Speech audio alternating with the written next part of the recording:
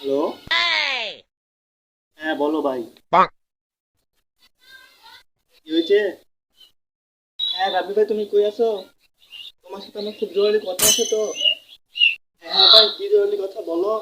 আমি শুনছি তুমি বলবে আমাকে।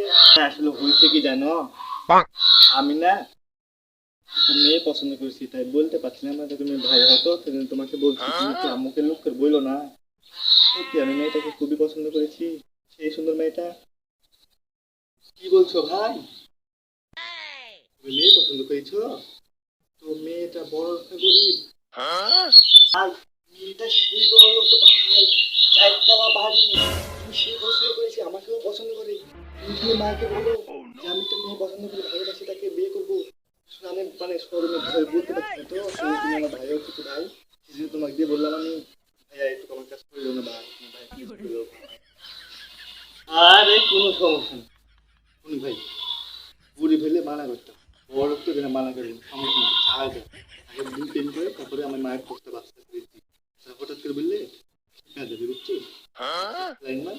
আর এদিকে আমি সামলাচ্ছি, আর বলা যাবে না আগে, আগে দিলে গেলতে হয়। আমি আমি মাইক বলছি, তুই একটু আস্তে আস্তে বলিস, সাহসে বুকে সাহসে।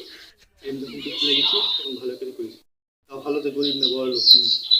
আচ্ছা আমি মায়েকে বলছি একটু, আজ বলবো না, দুদিন পরে বলছি।